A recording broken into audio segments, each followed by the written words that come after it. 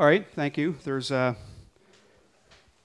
clock in here, so I'm going to do something so I at least know how long I've been talking to you. So, all right. So this is where I am, kind of in the U.S., so Northwestern University. I put this slide up here because this is Chicago in the background, which means that we are not where at least a good fraction of you thought we were. So 150 years ago, this was Northwestern US, but it's not anymore. And my interests are largely in mechanical properties of polymers and soft things in general. So this is contact mechanics. So this is how I organize things. This is an outline for kind of both lectures. This one's a bit under construction. This is going to be a bit more tutorial, I would say, in some ways similar in form to the way kind of Frederic kind of handled things when he was talking about surface energetics. So really, my hope is that you understand most everything kind of in the slides that I'm kind of presenting here at the beginning when I'm talking about really the background of contact mechanics. And there are some buzzwords, abbreviations that you will certainly hear, even if you're on the fringes of contact mechanics and adhesion science, sort of like JKR, kind of what does that actually mean? People use this theory all the time. It's really going to be a derivation of that I will be talking about. And then towards the end, there are three examples, either from our work or other people's work, that illustrate this, and really to give you a good sense of how to use these techniques and what's up. So here's a picture that I often use to motivate this, talking about contact mechanics. And the motivation is in this proverb down here at the bottom. So this might require a little bit of explanation. I don't think the proverb is meant to say anything about adhesion science or contact mechanics. The point is that you don't really have control over your world, even if you think you do. So the example here is the lizard that shows up in your bedroom. And the reason this is interesting, and presumably the reason why the lizard shows up in the bedroom is it can climb up walls and go into the bedroom window, for example. So these are climbing geckos, and you can't really show up in an adhesion society meeting anytime over the last 15 years and not hear about the gecko, either directly or indirectly. And the reason is all related really to contact mechanics and kind of why this thing can climb and why it has the performance that it does from an adhesion and contact mechanics point of view. So it has this interesting morphology. This is a bit of a cheat because they're actually not all from the same species of gecko, but you get the general picture. It's got really big toes, kind of large macroscopic contact area. But then if you look at these toes in more detail, you see structures like this. And so at least midway through the lecture, you should understand, well, what is the mechanical advantage of having something kind of like that? And the reason that you hear so much about the gecko is that the gecko can climb walls. I think there are a lot of program managers that are in charge of funding that would actually like to be able to climb walls too. So this is kind of why there's so much kind of understanding about this. And what are the limitations?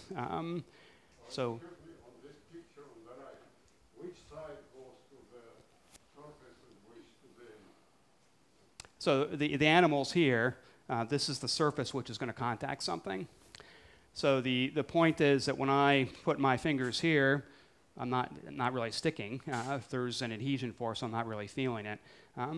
But if I subdivide my fingers into, and these are really almost nanoscale, maybe 100 nanometers, that's the smallest length scale you have.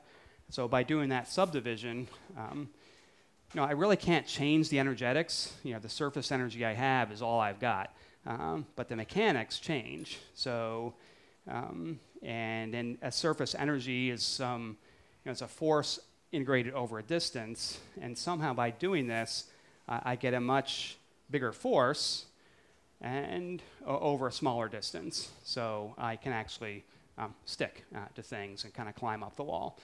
So this is kind of the motivation for the first part and really where we're going. So hopefully you understand kind of why this actually works kind of by the end. If not, I'm sure I will be getting some questions about that. So this gets back to, it's very much related to some things that Frederic talked about. The context here, though, isn't in just the surface energetics, but it's in adhesion. But they relate to each other because the gecko moves very fast, so it's not actually doing any chemistry. It's all just kind of physical forces, just surface energetics. That's what it's got to work with in terms of the fundamentals of the adhesion. So here I have a red material and a blue material. So there's some interfacial energy between them. So I'll call it gamma AB. And then if I start to pull, these things stick a little bit. And then eventually they kind of detach all together. And now I have, instead of just one interfacial energy in this region here, I've changed that, so I now have two surface energies. And those two surface energies added together are probably higher than the interfacial tension, interfacial energy between. So that difference then is going to be thermodynamic work of adhesion. So some sort of energy per adhesion, and that's going to get converted to a force somehow. So this is what the whole contact mechanics approach is aimed at getting at.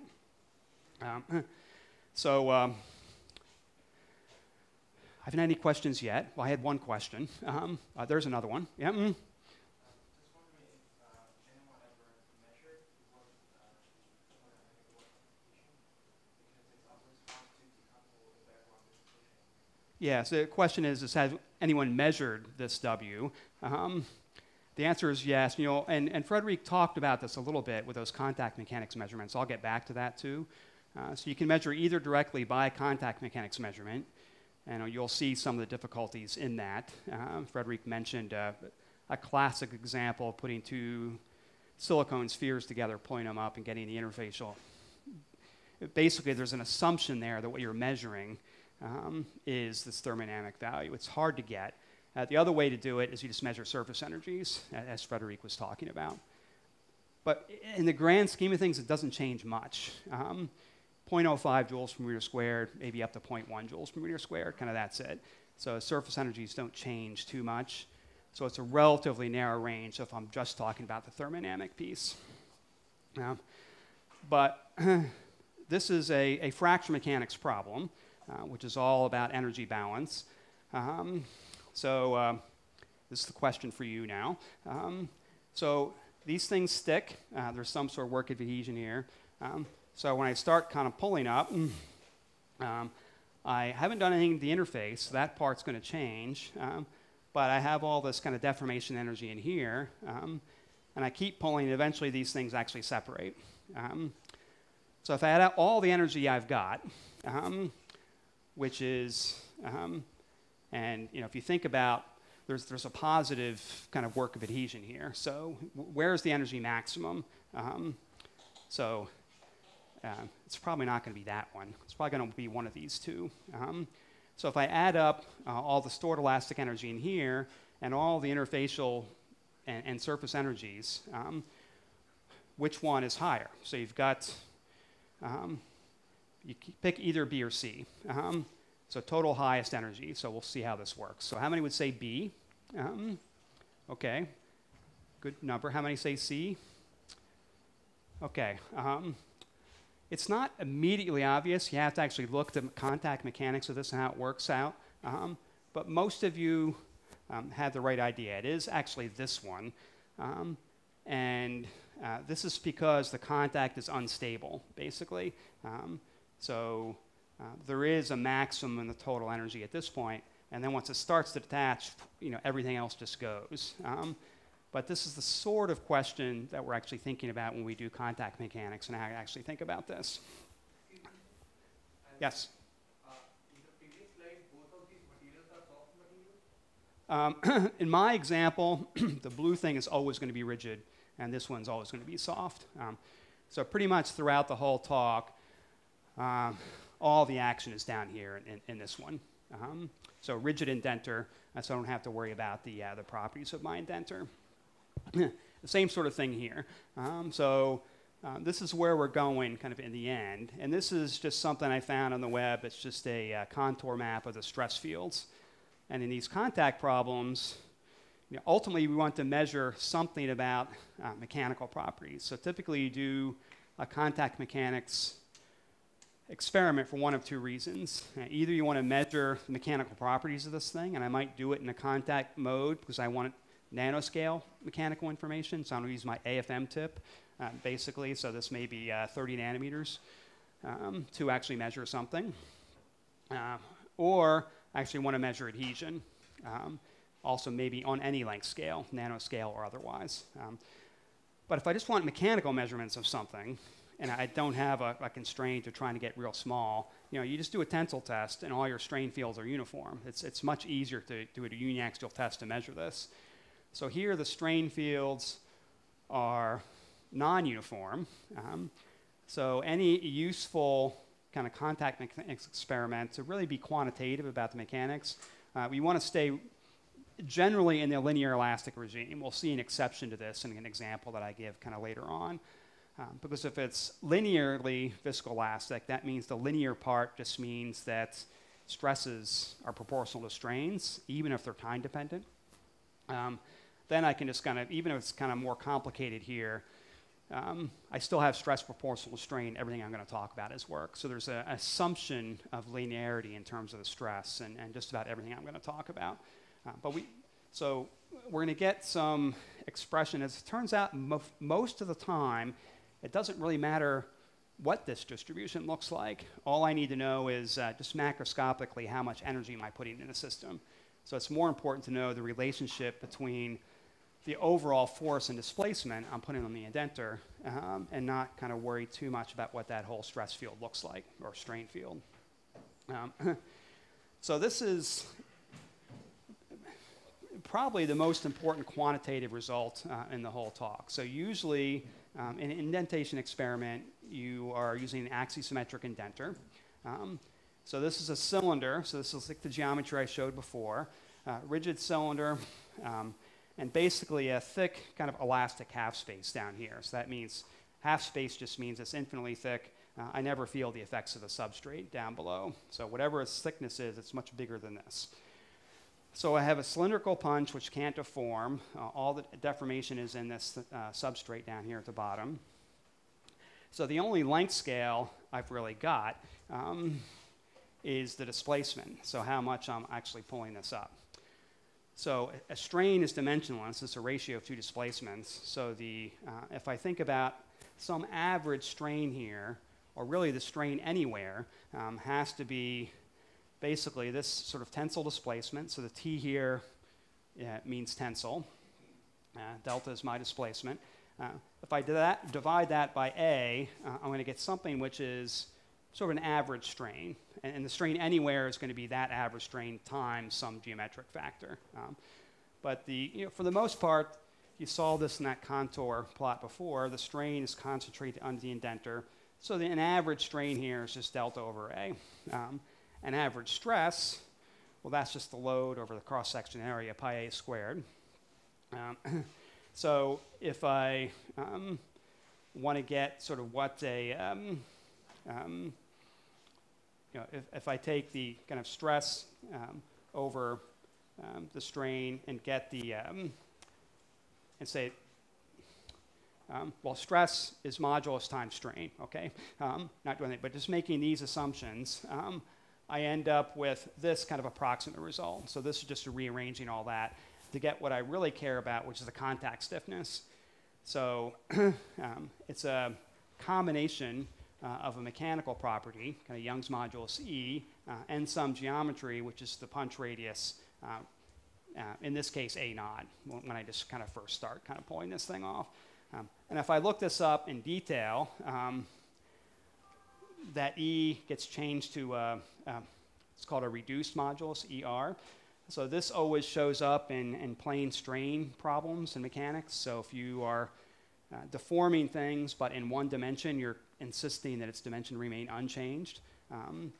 So that's where the plane strain comes from. And here, the dimension around the circumferential direction is constrained. It's stuck, can't change. So that's why in contact mechanics, you're always measuring kind of this reduced modulus. So here it's Young's modulus over 1 minus mu squared. It's never that different from Young's modulus. So whenever you see ER, kind of that's what it is. And then this factor of pi gets changed to a factor of 2. So this is kind of the most important result. And whenever you're using some contact mechanics measurement, like to measure a modulus for an axisymmetric geometry, which is almost always what you have, you're measuring this contact stiffness, the slope of some low displacement curve, and that's what it is. So the question then is, well, what determines A? So if I know A, I sort of know everything that I need to know. So that's where we're going to come from. And the compliance is just the inverse of the stiffness, C. And a lot of fracture mechanics, that's what we're actually kind of working kind of in terms of. Yes? So the relation between ER, the two ER and stiffness, is it coming from linear elastic calculation, or is it something? It's coming from the fact that my approximation was just a big fudge, right? I said, well, it must go something like delta over, it's a scaling theory. It says nothing about what the prefactors actually are. So I just said, well, it must be something like this, saying, okay, I have some strain, in this region, approximate average strain like this, approximate stress like this, forgetting about all these differences. But then you just look the real answer up in a book, and that's what it is. So I deriving that act, yeah, it's beyond what I can actually do in a few minutes. So you look it up, that's what the answer is, the one down there at the bottom. Yep. What's that? Oh, sorry, Poisson's ratio. Yep. So this comes up maybe a bit more in my next lecture. But yeah, it just gives you the lateral contraction. So if I do a tensile experiment, it's the ratio between how much it contracts laterally and how much it extends this direction. So if it's a soft material, Poisson's ratio is 1/2. So that's 1 minus nu squared is a factor of 3/4 here. So the biggest, this has to be within 25% of the actual modulus. So for most of what we're worrying about, it's a detail. Yep. So actually the indenture, it measures the pressure and then the tensile strain, and then we can have the ER from the below? So the question is kind of where the ER comes from, or? What exactly the indenture measures? It measures the pressure and then the tensile strain? Yeah, so I mean, where this approximate result came from, it's basically saying that that this approximate stress and this approximate strain are just related to each other kind of through this modulus. I'm not sure I'm actually answering the right question, but let me continue on. Hopefully this continues to make more sense in terms of how we use it and what we actually measure. Yeah.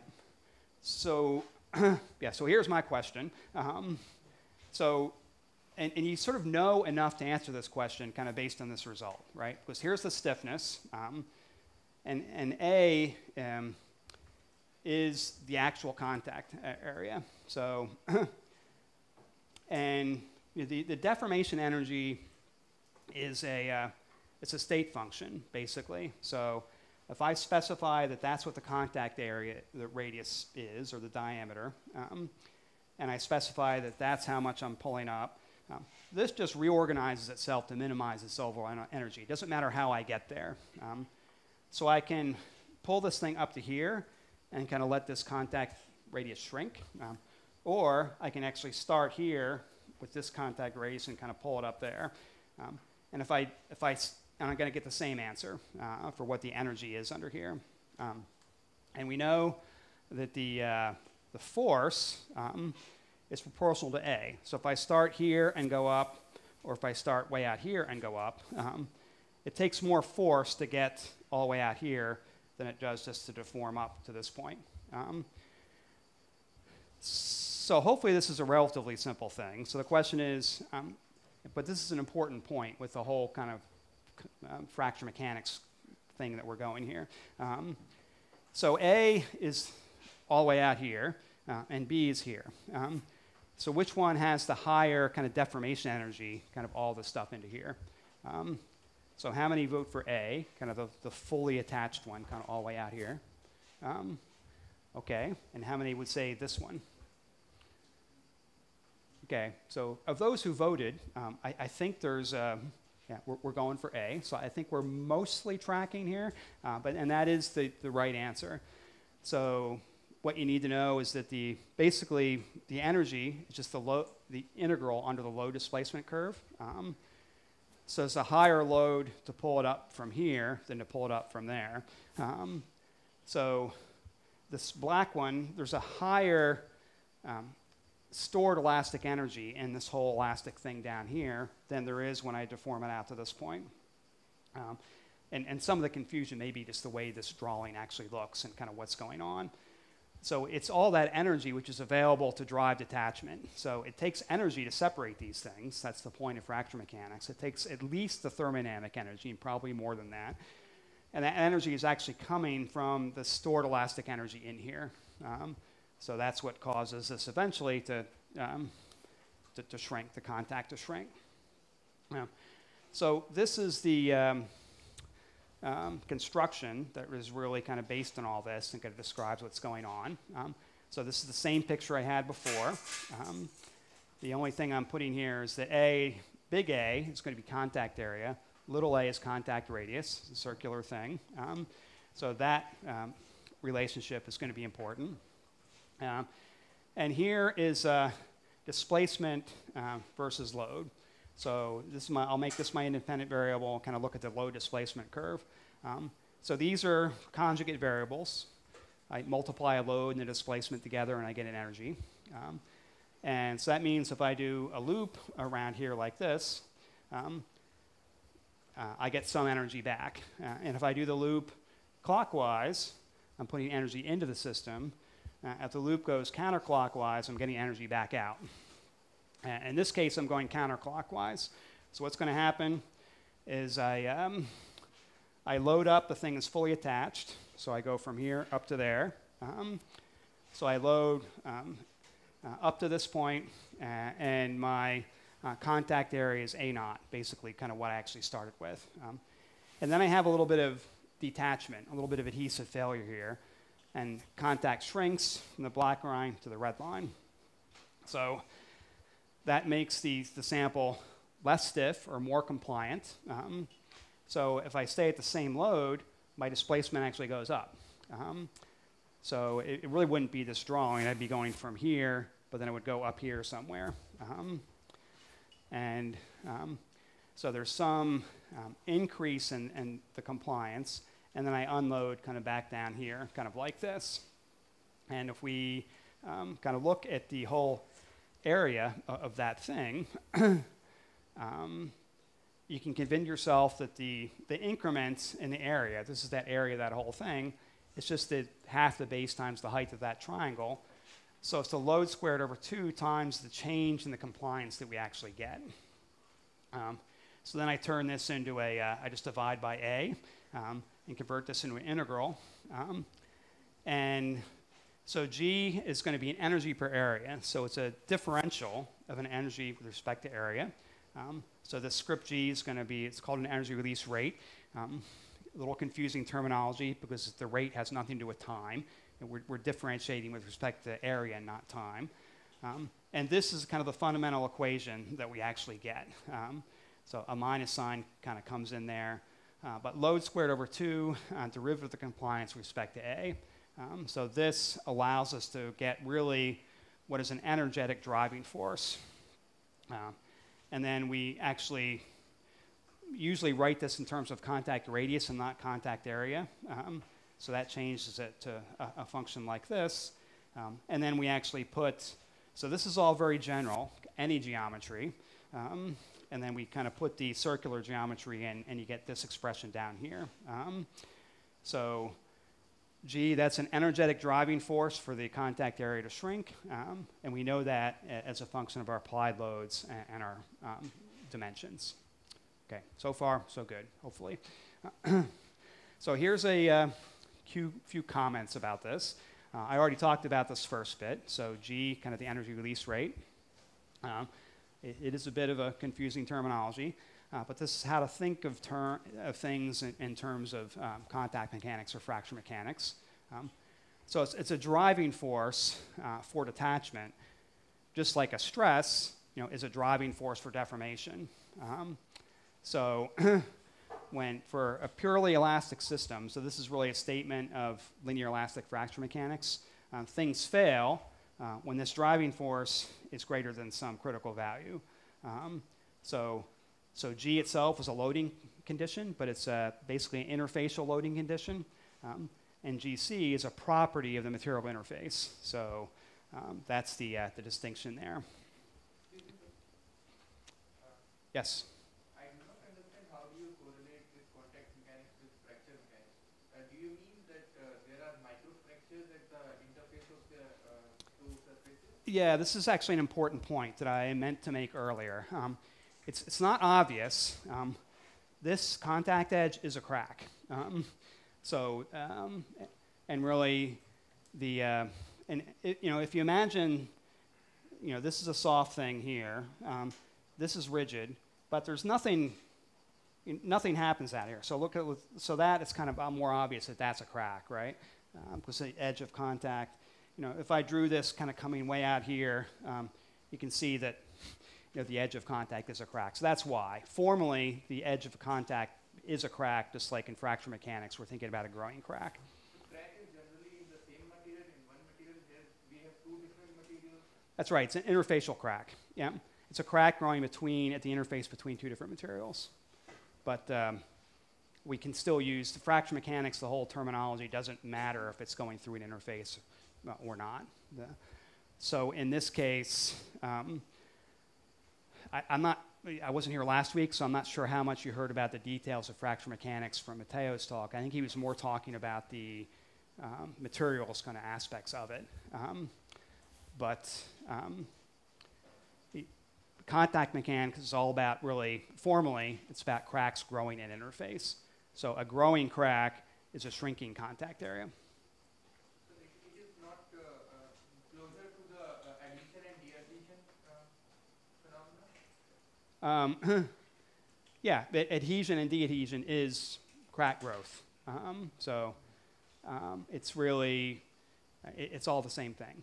Yeah, and I'll give some examples. I think this will be a little clearer. I don't know if you had a question as well. So this picture assumes that the crack grows from the edges. Yep. So from past lectures, we learned that when something material is worn under very strong, Yep. there can be cavitation. That's right, and I may get to this a little bit. Yeah, so the question is that this is talking about crack growth from the edge. When this thing is confined, then other things happen, internal cavitation, which is all true. And fracture mechanics only tells you really about how an existing crack grows. And the contact edge, we always have in contact mechanics existing crack at the outside.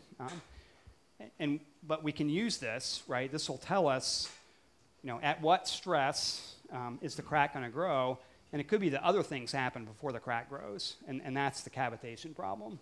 And we'll get to that in one of my examples. Okay. Let me see what my timing says compared to what slide I'm on. Okay. This is another issue which is kind of important in fracture mechanics, because if you look, we had an expression for G in terms of the contact area. There's an A cubed in the denominator. So in our case, we had an expression for G in terms of A that looks like this. And also it increases with the load that I'm putting on. So this is really the geometry that we have with this flat punch on this thing that's pretty infinite. So I increase the load. I eventually get to the point where the crack starts to grow. Once it starts to grow, then A decreases and G goes up this direction. So if I reach the point where the crack starts to grow, A shrinks, the driving force to grow even goes up even higher, and it's unstable, so it fails catastrophically.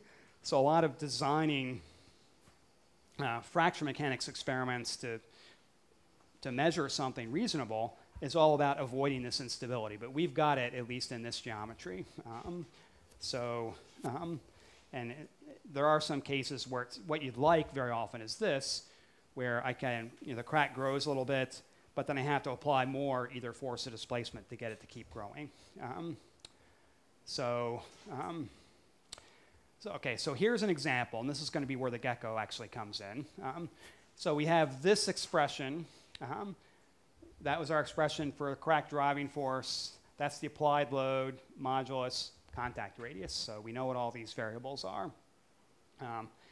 So at the point where it starts to break, what we want is, well, what is the critical pull-off force? So how much force does it take to pull one little kind of thing off of its substrate? So I substitute, so basically G is equal to a critical value when the load is equal to its critical value. So nothing fancy there. And if I want to convert this to a failure stress, I just say, well, that's the critical load, so a critical stress actually, so the force over the actual area of the thing. So it's a force over pi a squared. And I get this, and then kind of going all the way down to a failure stress, doing some algebra, we actually get this. So the stress, so the fiber is, or my little cylinder, that gets smaller. Okay, the pull-off load gets smaller. But it doesn't get linearly smaller with the area. So that the stress actually goes up with the square root of the area. So here's kind of the example. So this is the explanation of the gecko effect that's been well known for quite a while. So suppose I've got a one cylinder here, and I guess I made this kind of 1 millimeter area. So 1,000 microns. So we kind of put in some sensible numbers for moduli here. I think I used just a glassy modulus, a gigapascal or something like that. GC, sort of a thermodynamic value of adhesion, maybe 0.05 or 0.1 joules per meter squared. 1 millimeter for A. This is what I get. If I take the same millimeter and divide it up into a whole bunch of tiny little kind of areas, and I have to subdivide a lot, right? So I'm trading my single contact with a diameter of, or radius of a millimeter, with a whole bunch of them now, how many ever can fit in here, with a much smaller size. So I'm going to, and what you have to assume here is that I'm loading all these things simultaneously, which is hard to do. But if I do that, instead of 1.5 newtons, I have 25 newtons.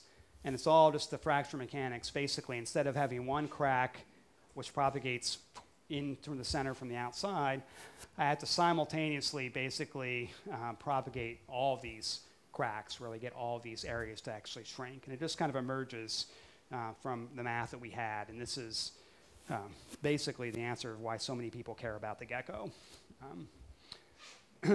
So here he is. If you're in North America, you know this guy. So that's the answer. And given the timing, and I think you're asking me more questions, so I don't want to ask you too many. But this is the question that a lot of the research community is dealing with. So, okay, I do this, and I stick. The force is really high. Well, aren't I just stuck there? If I'm the gecko climbing on the wall.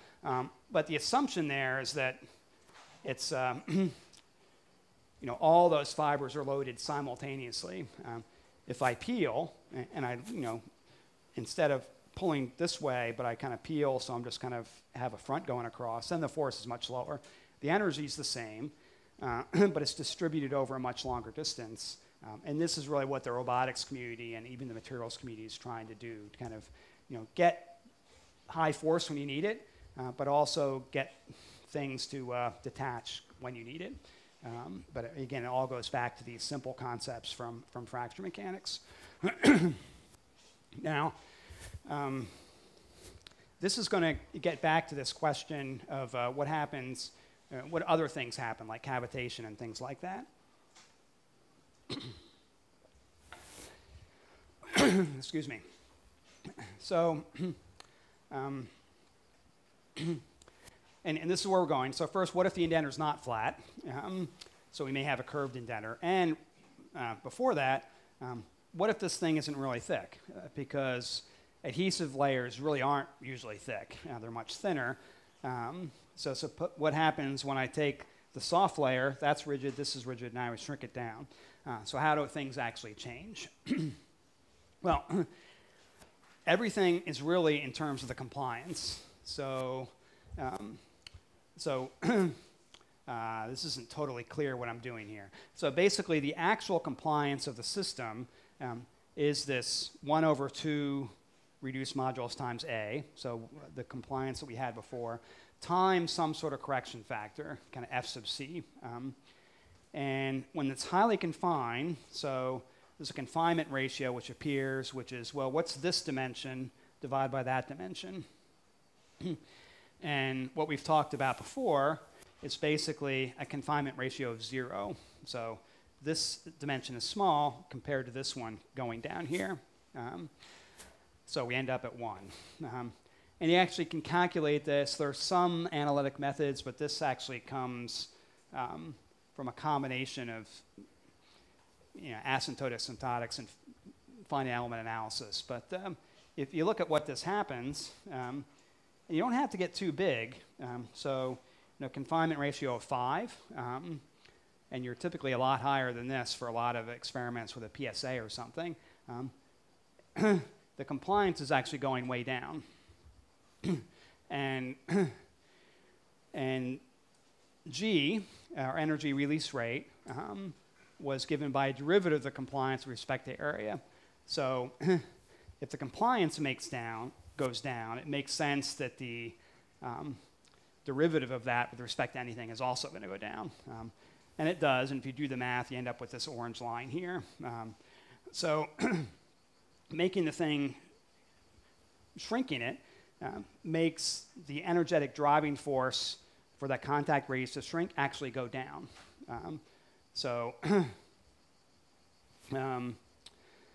Now, I'm also probably going to answer this question, so we don't kind of take, well, I don't know, maybe not. Yeah. Yeah. The Poisson ratio in the previous curve, it's 0.5, because it probably strongly depends on the Poisson ratio here. Yes, Poisson's ratio here is 1/2.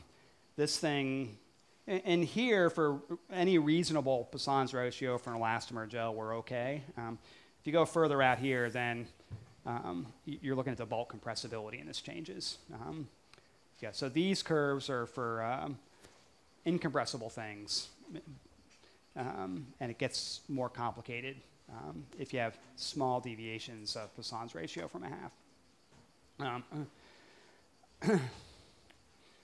Okay, now I guess I will ask you this question, because again it relates back to kind of understanding the whole fracture mechanics thing. The assumption here is that GC is the same for both these systems. So what's going to happen, this is glued down to the bottom, so that's not going to, so this is where detachment occurs. So this one is a little bit thicker than this one. And what I've done by shrinking this layer is actually reduce the driving force at a given load for detachment to occur by crack propagation from the outside. So the thing fails, or crack starts to propagate, and when this value of G is equal to some critical value, which is the same. That only depends on the interface, which doesn't care on how thick it is. So, and this you probably know from your own experience of, if you put a thin layer of even water between two glass slides and try to pull this way, is that easier or harder than when it's real thick? So how many would say that this one is going to have the higher load? Yeah, everyone should be kind of agreeing with this point. And you can think about it, really, it's a fracture mechanics terminology. Because the compliance is so low, I'm not really able to get any mechanical energy into that system to propagate a crack. It's just too stiff. So what that means is something else is going to happen instead, and usually it's cavitation, kind of internally, which I think you heard a little bit about last week. All right, how about this question? Where is the stress going to be highest in this thing? And here you have to look about the, so I haven't talked at all about stress fields. We can learn a lot and do a lot of things without even knowing kind of what the stress field looks like under this. But here's a thing that we're deforming. I'll assume for now this is very thick, right? So that original kind of elastic half-pace thing.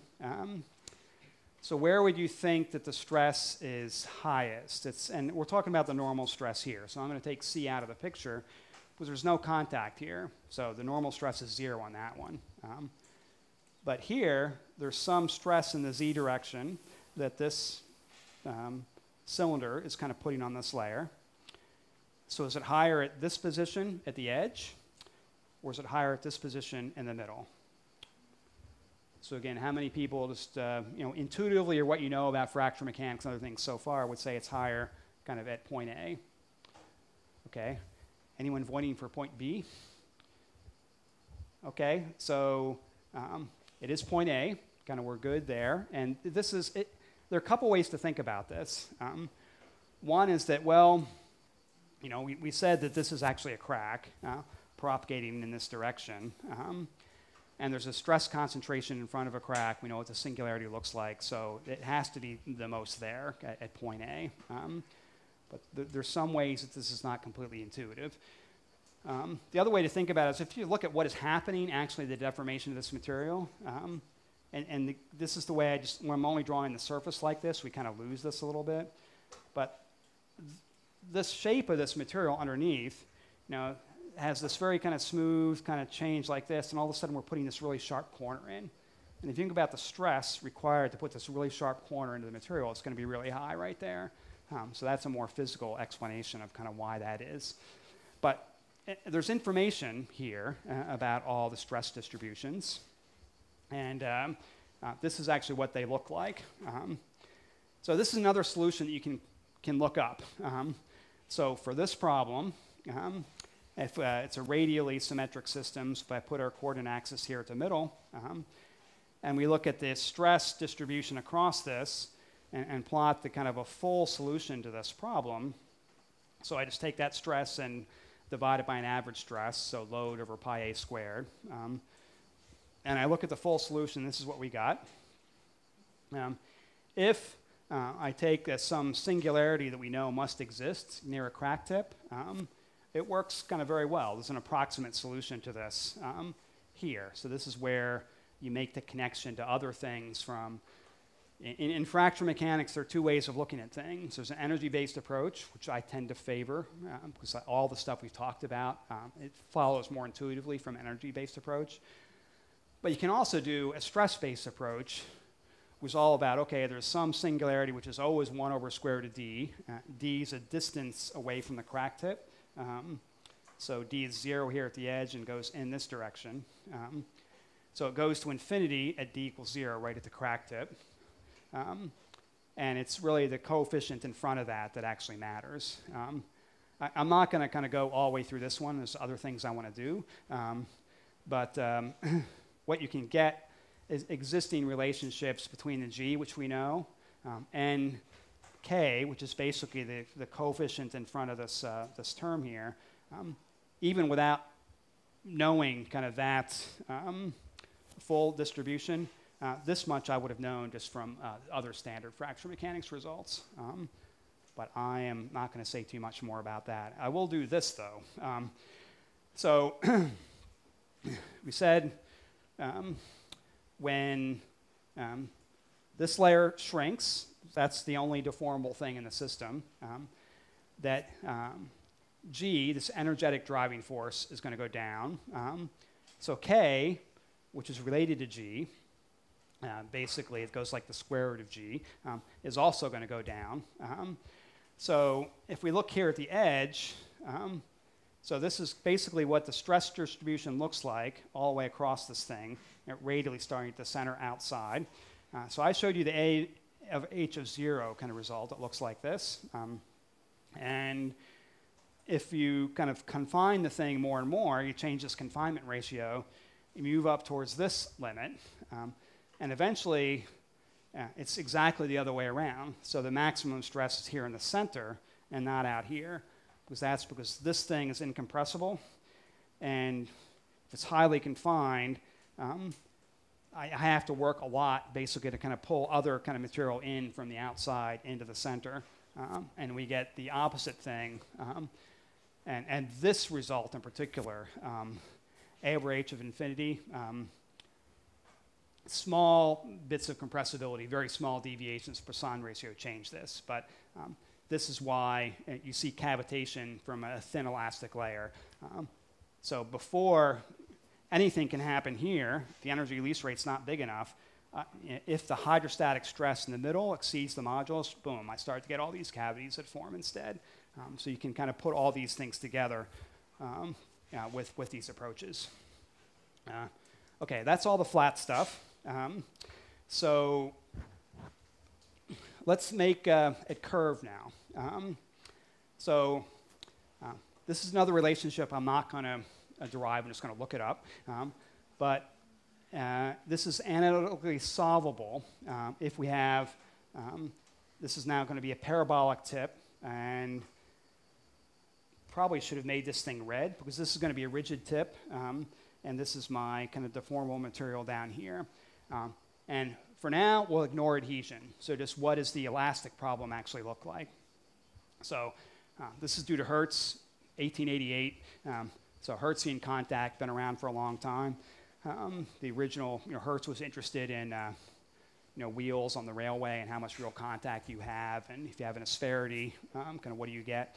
So if this is a parabolic shape with a certain radius of curvature down here at the bottom, this is what you got. And there are two equations. So A is the contact radius. So that goes up as we increase the displacement, but only as the square root of the displacement if I turn this thing around. And there's also an expression for the load. So it's a linear elastic material, but we have the load going up basically with a cube with a radius, or if I kind of do some math on here, it's like the 1.5 power of the displacement. So load versus displacement is not linear, but that's just a geometric nonlinearity, because as I increase the indent, A is getting up. And basically, my boundary conditions of the mechanics problem are changing. And if I differentiate this, so if I take the slope of the load versus displacement curve at any point, I get 2 times reduced modulus times A. So the slope of this thing is the contact stiffness that we're used to.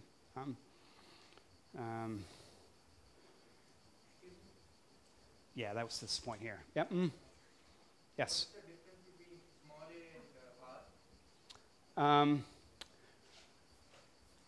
Yeah, this R I should have put on here. It's the radius of curvature. Right. So now instead of there's another dimension which comes in. Right. So small a, that's the projected contact radius that you see here. But R is the radius of curvature of this thing. So if I had a sphere and put it in contact, it's the radius of that sphere. Sorry. Yep. Maybe you can come back to the previous slide. I didn't get that. Can we come back to the previous slide? Oh, this one. No, one more. That one. What's the difference between the maximum stress in the border and in the center?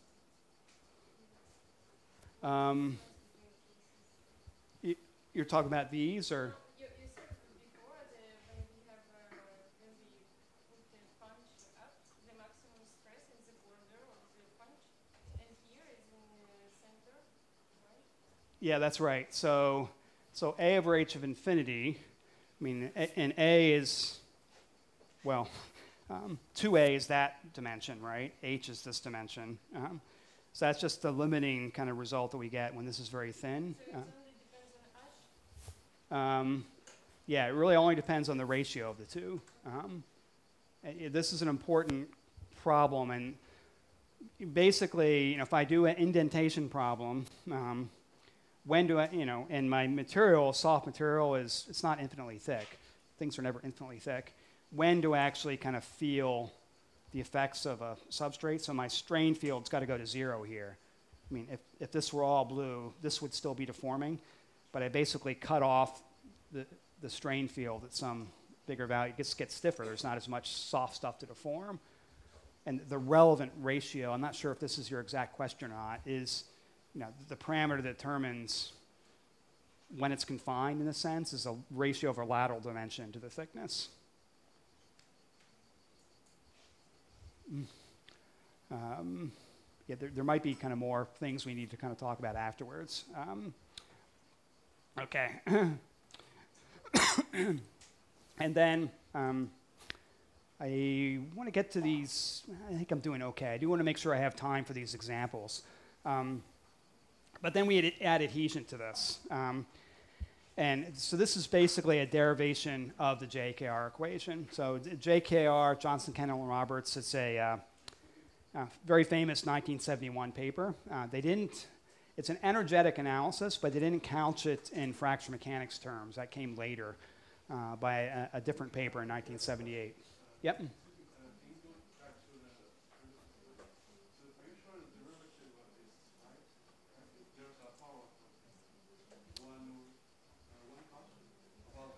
Yeah, this doesn't look right. This should be a 1/2 here. This should be 2 ERA. This looks like I was kind of partway through my derivation and did something wrong. Was that what you're asking about? Yeah. Yeah, this should be 2 ERA. It's basically the same contact stiffness we're used to. Okay, so this is the JKR equation. And this is a bit of math of how we get there. I don't think I'll step you all the way through this, but I'll let you know where it comes from. So basically, it's 2 steps.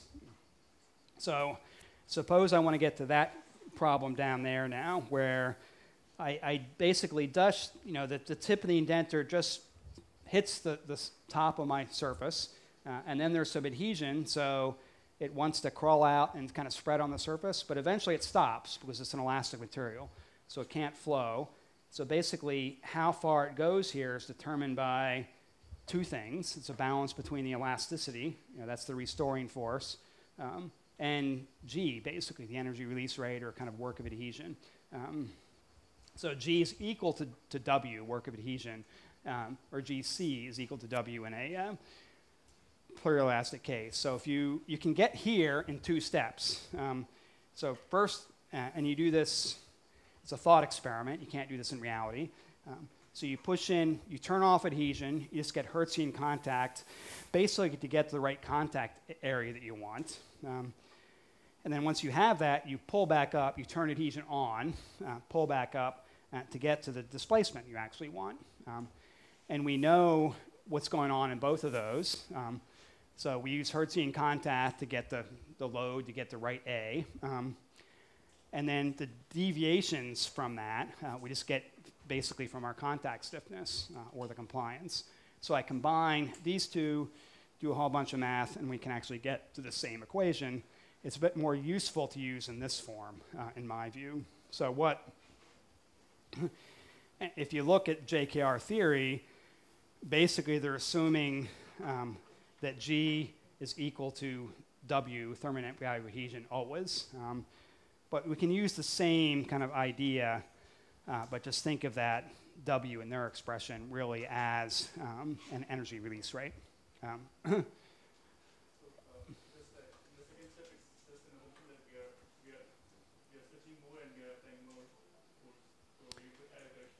Yeah, that's right. So you're keeping that second step, you're keeping the contact radius constant.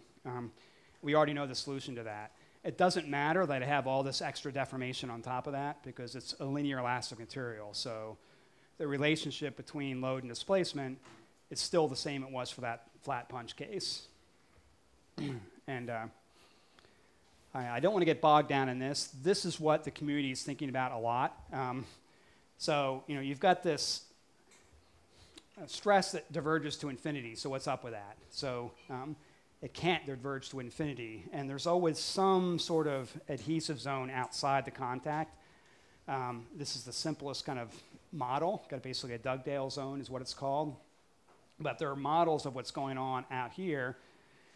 And all the details of which contact mechanics theory you should use depend on the details of how do you basically cancel out this kind of divergence by some extra attractive force outside. So what's the range of that attractive force? In fracture mechanics, you typically, it's a small scale yielding or small scale cohesive zone is one way of thinking about it. This dimension is very small compared to contact dimensions. And that's basically always okay for any soft thing. We can talk about that more, why I can say that, but that's just an aside. Excuse me. So this says 56 minutes, which I think means I have, 15-ish minutes left or something like that. I think I can do this. So I have these 3 examples to go through. And, this is really the main point that I wanted everyone to measure, to remember. So it's this contact stiffness. If you remember one equation from the entire week, this should be it, right? It's 2 times this reduced modulus times the contact area, or contact radius. And that's what we measure. And that's pretty easy to measure. But we have to come up with some assumption about what A is in order to get anything. Certainly to get ER out of it, which is the modulus, what we really care about. And maybe the G also. So what do? There are 3 approaches. We can actually measure it directly because I can see it. It's big enough to see. Or I can just ignore adhesion. So it removes one of my unknowns. Or I can make some assumption. That's a bit of a sensible thing.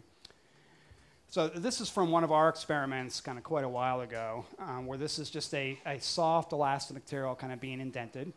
And we had to think about all these geometric corrections and things to do this right. But this also illustrates the length scale. So I have this soft thing I put in contact, so I'm elastically deforming kind of a pretty big region in the middle with dimensions controlled by the contact dimensions. This is a viscoelastic material, so although it's mostly elastic, there's going to be some dissipation in a kind of small range here. And then where all the action is happening, kind of more at the molecular level, kind of right at the interface. So that equation down at the bottom is a relationship between, it was on a previous slide in the derivation of the whole kind of JKR thing. Relationship between delta, A, and load. So if you want to measure 2 things, so if I want elasticity, I want the modulus, and I want adhesion energy, for example, then I have to measure 3 quantities, so there's 2 independent relationships between them. And this is going to be one of them. So this relationship, if I actually measure A, so I look at the contact kind of radius as it's developing, and I know the load and I know the displacement, I can basically fit that entire curve with one single value of the modulus, and it doesn't do too bad. So this is basically step 1 in an analysis to give me both the elastic properties and the modulus. So this is an important one over here, because this actually relates back to what Frederic talked about with the JKR measurement of equilibrium energy. And this also gets to a question that came up from you early on. So, right here. Yeah. In the previous slide, like the scale of the viscoelastic dissipation, is it because you consider that those are the only contacts which are deforming? Yeah, it's basically an explanation of the result that I'm going to show in a couple slides. So we have to assume it's somewhere. The reason that we don't think that it's viscoelastic throughout everything, basically we can ignore bulk viscoelasticity. It's because this actually works reasonably well with a single modulus. But I'll show you what the results actually look like. And there's going to be some viscoelasticity here. So if we do, we apply the JKR equation as we do our experiment, and we do, this is a function of A. So I have the sphere, I'm pushing it in contact, and then I pull it back out again. So here's our contact radius. You see it's big enough. We can actually see this through an optical microscope. So we come in here, and I have this pretty low value of G. And then I start to pull off, and nothing happens, basically, until I get up here somewhere, and then it slowly kind of starts to pull off in this direction. And if we look at what we expect for thermodynamic work of adhesion, it's kind of somewhere around here. I think I assume maybe surface energy for these polymers around 35 millijoules per meter squared, so it should be around 0.07. There's not a whole lot of doubt about that, so right around this line. And this, if you knew the equilibrium contact angle and the surface energy of the material, you would have that, basically. So this I put up here after Frederick's talk to make that connection. But what happens is, and in this advancing and receding contact is exactly the same as advancing and receding contact angles. The only difference between this and a contact angle measurement is that this is solid, so I can pull harder to get this thing to come off. Whereas a liquid, I'm kind of stuck with the forces that the liquid can apply, which is not much. So on the way in, I have to be beneath the equilibrium value. On the way out, I'm above it. And you have to work really, really hard to get these things to be really close to each other. And Manoj Chowdhury in that paper is about the only one that was able to pull that off. And he really only did that by doing experiments in liquid. So just the PDMS in itself, there still is a fair amount of viscoelastic dissipation. And then, this part here. And so this is the actual energy release rate on the way out as a function of the velocity. And the velocity does seem to be the right variable to collapse this data. There's a question somewhere about viscoelasticity. It's just a velocity dependence that must be kind of viscoelastic in origin. And our assumption is that this viscoelasticity is close to the contact line because our elastic description of the material overall is okay. But there are still a lot of interesting questions in the detail of this. And this is effect of different molecular parameters on kind of what we got. So that's my first example. Okay, so far so good. Here's the second one. Up there. Yep. About the viscoelasticity, are you scoping the viscoelasticity of the interface or in the flow? Are you saying where is the viscoelasticity, or? As you said, there is a time scale, and does this time scale come to the viscoelasticity of the flow or the interface of the system? Yeah, we might have to catch up. I don't know. I don't think I'm catching your question kind of well enough, but yeah, come back with me on that one. And this is the second example. This is nanoindentation. This is a Berkovich tip, which is just the specific tip. Typically, it's diamond here. They say nano, but it's really more micro. If you look at the length scales that are involved in detail, you got to do atomic force microscopy to be really nano. So we'll indent with this thing, and this actually will give us some hardness information too, because this indenter now, it's got all these sharp edges on it, so it's going to give us lots of stress concentration, so we're going to get some yielding. And here, this is my favorite nanoindentation paper that I'll use to illustrate this. Nanoindentation of a Van Gogh oil paint. So this is a group down here at the bottom. Some of us know some of these people. And they had connections, obviously, with the Louvre, so they were able to kind of take a little bit of piece of paint. The nice thing about nanoindentation is you can take apart from outside here, maybe underneath a frame that no one's going to see, carefully embed it, and you're not damaging too much stuff. The question is, why do you do this? And there are two reasons. The first one is that you don't need more reason, because you just think it's a cool thing to do. That's kind of where I am. But the other is, and this is the motivation they express in their paper as well, if you're interested in long-term aging, you've got two choices.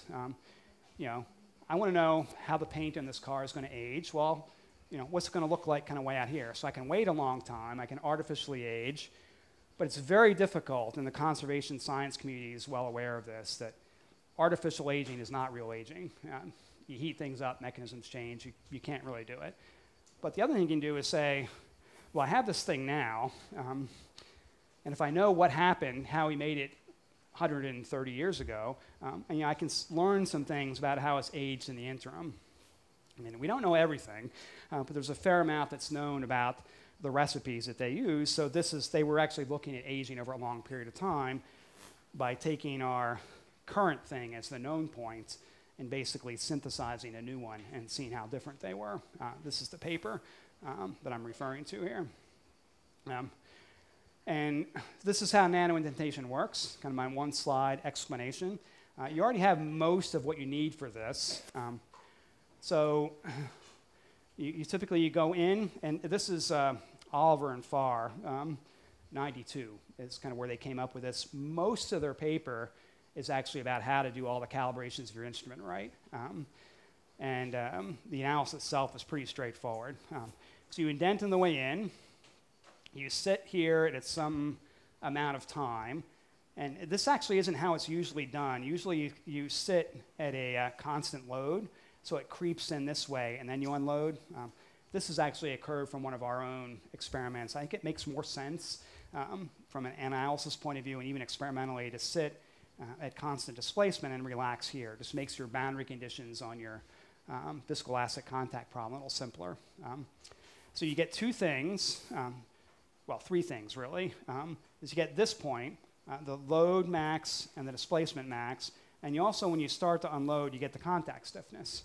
So this thing is basically the same as our contact stiffness here, and I say A effective was what we're going to do is ignore the fact that this is not axisymmetric.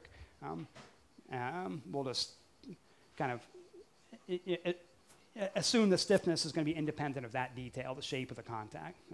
So the rest of the analysis is really about what is figuring A is. And in this example, we actually ignore adhesion. But this thing has yielded a lot. So a lot of this deformation here is actually just plastic deformation. This is the elastic deformation here. And if I extrapolate kind of back to this point, what I can do is I get this value sort of DC here. So that's a measured, well, actually it's got a, yeah. I'm not going to tell you where the factor of 3/4 from, but this is all in the contact mechanics, and it's actually consistent with the JKR theory and the Hertz theory that I was showing before. So, by measuring kind of this delta max where we are here, when I know the slope, I put it in this equation, I actually get what is basically a contact depth. So how deep is the indenter really in relative to the surface of the material, accounting for plastic deformation. And when I know that contact depth, I know the shape of the indenter, that basically gives me kind of the contact area. So that's the assumption that actually is made in coming to this equation. And what they get in the end, it's a little bit tricky. We can talk more about this, but I'm not sure that nanoindentation has a ton to offer in this area, because it turns out that if you look at a modulus, for example, any glassy polymer is around a gigapascal. So the differences mostly are due to kind of how much inorganic pigment you have in it. But still, they have this comparison. They have their new samples and they have their old samples. These are a lot stiffer and harder than the new samples, and they kind of made this comparison. It's really an interesting one. Okay, I think I'm good. This is my final example. And this is an AFM experiment. And I put this there because this is AFM experiments now. You get the module and you put in the model you want, and it's going to give you a mapping of mechanical properties over the surface, and kind of, how much should we believe it? The answer is often you can believe it pretty well as long as your cantilever stiffness is kind of matched to the stiffness that you want to measure. So you don't want to have, you'll see in the example I'm going to show, the contact stiffness is maybe a couple newtons per meter. If I have a tip, which is say, too soft compared to that, all my displacement is going to be in the cantilever, not in the sample, and I have a signal-to-noise problem. But the analysis itself and the data you actually get are actually pretty good. And here's an experiment that we did. I have some more questions for you. So this is, if you go on the way in, and this is pretty fast. So this is done at 2 kilohertz. So you go on the way in. It's like this. I don't see anything. There's no adhesive kind of contact here. It just goes kind of straight up like this. And I'll actually answer these questions for you because of time. So here, I would say no. We don't have to worry about adhesion because I don't see any evidence of it. And the assumption is we're going in so fast that remember that when you have advancing contact, your real driving force, G, is going to be basically less than the thermodynamic value, and how much it's less depends on how fast you're going. And the lowest it can get is 0, which gets us back to basically the Hertz theory. So we can basically just use Hertz theory up here, so then I know what my contact area is. And then I do some, we had to sort of modify and trick the software to actually do this, but then I just do some cyclic loops here.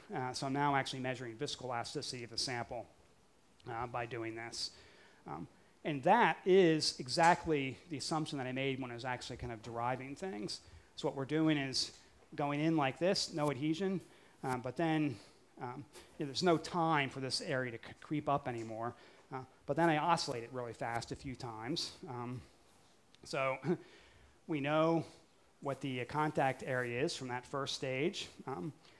And then I know, so now this is a complex modulus, viscoelastic modulus, so the frequency we care about. So I know that from our measured, basically, amplitude of both of the, there's 2 times P naught is the amplitude of the load, 2 times delta naught is the full peak-to-peak for the displacement. And I put those numbers in, that gives me the magnitude of the modulus. And if I integrate all the way around this thing, so this here is going to be a measure of the phase angle. And if I integrate, get that area, divide by this, this will actually give me the phase angle. This is a different way of looking at viscoelastic properties, and I'll talk about this more in a couple days. But if you look at the loss tangent on this axis, and the complex modulus on this axis, kind of the magnitude of it, this is traditional DMA data. And if time temperature superposition works, you should get all your things on the same curve here. And time temperature shifting should work for this polymer. Again, this is a detail that's beyond this particular lecture. But it looks pretty good for kind of 2 different materials that we actually looked at. I'm only showing you the ones where this worked really well. It turns out that there's a bit of a narrow range where you can actually do this to get it to work. This goes up to maybe 20 or 30 megapascals. If it gets stiffer than that, there's not enough adhesion to give so that this constant contact area actually works. And you have to go through and analyze the adhesion part and make sure the numbers and your assumptions are all kind of self-consistent. But that was the example here. So I say, overall, if you want to you do the contact measurements, kind of what do you do with A? Either you measure it directly, that was my first example of that elastomer, or you just forget about adhesion and just get A from basically the geometry. That's what the nano-indentation experiment you typically do. Or you have to be creative and make some assumptions. It turns out that we did this. If you look at, if you have a module kind of on your AFM and it gives you say a DMT modulus, probably going to be okay. Again, it depends more on kind of the experimental details than the contact model you're using because they don't come out that different than the assumptions they make for what the contact radius is. One last point. Again, because Frederic was talking about surface tension, so if you think about this, I've said nothing about surface. It's all bulk elasticity, but I have a surface that I'm deforming too. So when do we have to worry about that? And it turns out if you look at the contact mechanics of a membrane, in our geometry, kind of it's over there on the left, it turns out we're okay, but not by much. And the comparison you want to make is really between the tension, which is the surface energy, and again, maybe 0.05, and what your actual compliance is. Because for deforming a surface, the geometry comes in, but it is basically the gamma is the kind of contact stiffness that you would expect to get in terms of newtons per meter. So this is 0.05. Our measured one, assuming this bulk elasticity is a fair amount higher than that, but we're close to the point where we do need to worry about surface deformations, and other groups are doing things. So that's a side. This is my sample. The reason I was able to get this to work on Frederick's computer when mine kind of died here is because I have this online. I downloaded it. So that's where I'll keep my slides, and you also have them from the ones that I sent to Constantino. And there's some other final points that I have up there. But yeah, that's all I got. Actually, I wanted to make it to slide 41, and I think I actually pulled it off. So thank you for your attention. Yeah.